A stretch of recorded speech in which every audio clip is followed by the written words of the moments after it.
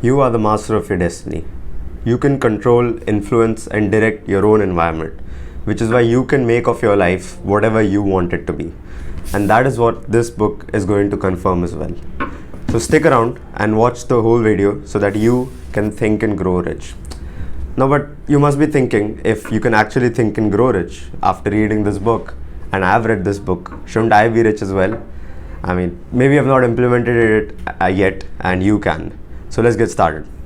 So this book has in its entirety composed of 13 steps.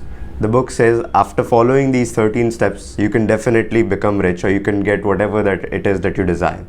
Desire, keep that word in mind. So let's get started. So now the first step in the book is to have a desire.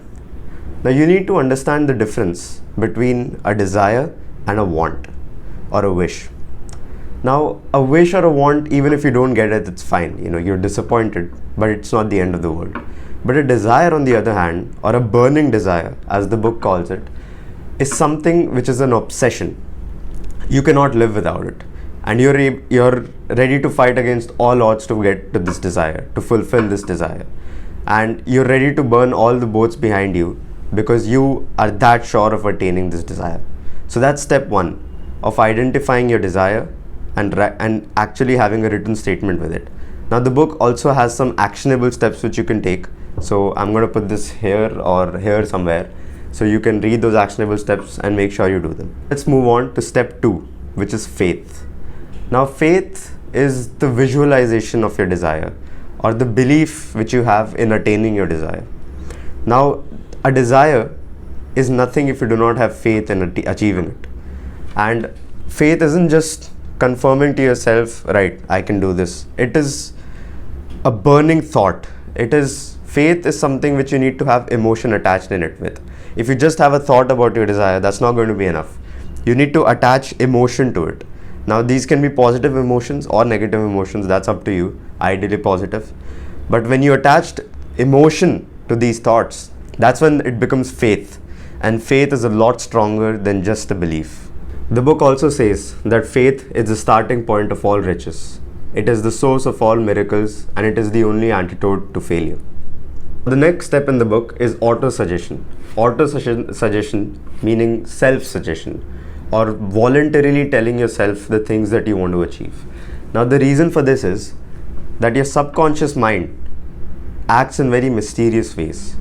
But one hack which people have realized, or the author has realized, is that you can feed your subconscious mind whatever you want it to understand. How you can do this is by constantly reaffirming to yourself whatever your desires are, whatever your faith is, and whatever it is that you believe in yourself that you will achieve in the future. So auto-suggestion is very, very important according to the book, where you need to keep reaffirming to your subconscious mind whatever tasks it is that you want to achieve. Now, the next step in the book is specialized knowledge. There exists two kinds of knowledge. One is general knowledge and the other is specialized knowledge. Now, the world is an abundance of generalized knowledge. You find it everywhere. From your college, your school, to the libraries, it's available everywhere. And this general knowledge, since it's so abundant, it's of no use. The knowledge which you need to have is specialized knowledge. Now, you need to have specialized knowledge of a certain field or a certain sector, and this is dependent on you and the ideas that you have. How you will decide you want to achieve your desires will give you an idea of which kind of specialized knowledge you need. And you need to make sure you know how to get this specialized knowledge. So there are two important things. One is gathering the specialized knowledge, and the other is knowing where to get it from. Now the next step is imagination, and this is a very, very important one. Now they say that man's only limitation or woman's only limitation is the extent to which you can imagine. So meaning that if you can imagine a lot, you have no limitation, and if you can't, you're limited in whatever it is that you can do. Right? So now the book says that there are two kinds of imaginations. One is synthetic imagination, which basically means that whatever ideas and concepts that you have come across and that you have learned throughout your life, you're using them in new ways, and that is your synthetic imagination. And the other is creative imagination, which is where the magic lies. Now creative imagination is thinking, what they say, thinking outside of the box. It's thinking outside of what you already know. It's those hunches and those lucky big ideas which people get. That is creative imagination. Now, the book will describe later on how it is that you can access your creative imagination, but just keep in mind that creative imagination is extremely important to you becoming rich. Now, the next step is organized knowledge. Now, once you've determined whatever it is that you want to achieve, and you have faith in the fact that you'll achieve it, then you need to determine what it is that you require to complete that task, whatever specialized knowledge you need. And making all this into a proper definite plan is called organized planning. Now, without an organized plan, you cannot achieve whatever it is that you want to achieve. Now, if you remember the actionable steps that I had put in the video, you need to have those written down. That is a part of organized planning. You need to know exactly what it is that you're trying to achieve. Because without having it written down, you cannot force all your energy into it. And we need to make sure that all your energy is devoted towards that task. Now, the next step is decisions. The book says that the leading cause of failure is the lack of decisions. If you let yourself be influenced by the opinion of others, you'll have no desire of your own, which is why you need to make decisions on your own without the fear of failure, without the fear of going wrong, because undoubtedly you will go wrong at many times, but that is where persistence has to come into play, and decision making is utmost.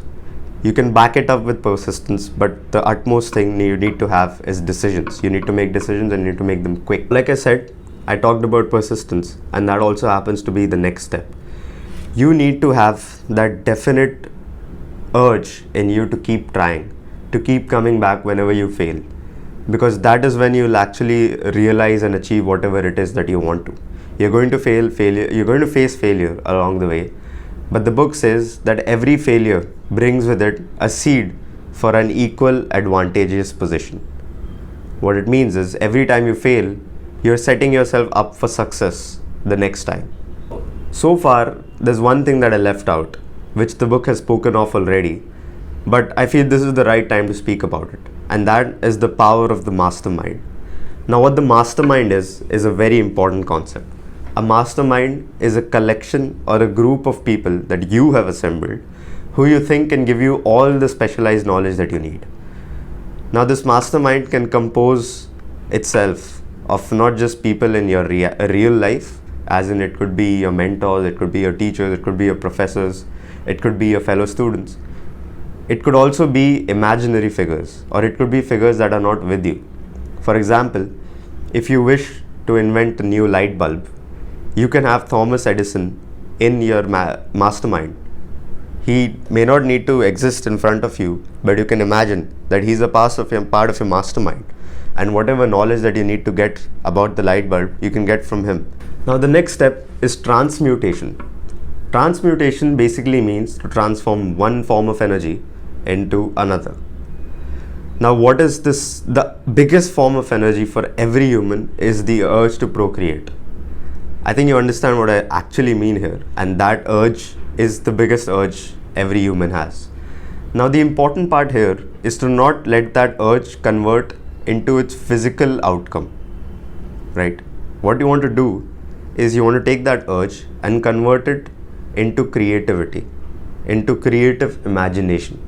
You want to use that urge, you want to use that strong energy, and you want to devote it towards you achieving your desires. Because once you take that urge and you put it into something useful, you reach levels which most humans are not going to ever reach. This is what separates a genius from an ordinary man. A genius devotes all his energy, even those urges, towards achieving his desires. And this is why that person is a genius and most of us aren't. The next step talks about the subconscious mind. We also spoke about it before, and it reiterates on that same point where your subconscious mind is working 24/7, right? Your conscious mind works only when you want it to work, but the subconscious mind is working 24/7, and you need to make sure that it's working for you and not against you. You need to have the right mindset, and you need to have your desires written out in their entirety, and you need to make sure your subconscious mind is constantly thinking about those desires. And this is where your creative imagination is also going to step in and give you solutions even when you're not thinking about them. Your creative imagination and your subconscious mind might give you solutions when you're in the shower, when you're in the washroom, when you're reading an academic book. It could be anywhere. This is why your subconscious mind is extremely important. Now the next point talks about the brain, and it kind of intertwines with the previous few points about the subconscious mind and how the brain is extremely complicated. You can convince your brain of anything, and that is actually the biggest point of the book. The biggest point of the book is that you need to convince your brain that there is no way you will not achieve your desires. In every outcome which is possible, you are going to achieve your desires. That is what you have to convince your brain.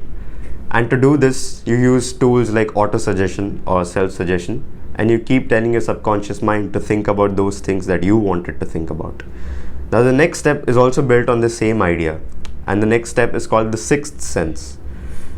Now the author says that there is this special state, or a state where particles are extremely vibrant, right? Now this state is where all the magic happens, and you need to enter this state through all these previous steps and taking the power of the mastermind into your own hands. Now what the author suggests in this step is you create a council. This council is your mastermind, right? Now this council can be entirely imaginary. You can have people from the past, you can have current people. For example, if I want to become a cricketer, I'm going to have a council of Virat Kohli, Rahul Dravid, Rohit Sharma, and from the past maybe Sachin Tendulkar, Kapil Dev. I'm going to have all these people in my council, and they're going to advise me on what to do. Now you might think this sounds delusional, but it actually isn't. It actually is extremely smart. Imagine every day you have set aside 10 minutes with this imaginary council and you're discussing things. Now you know how these people are in the public, but you don't know how they are personally. But that doesn't matter. Their public persona itself is enough for you to get all the answers that you need, because the answers reside in your own mind. You're just using these imaginary figures to get the answers out.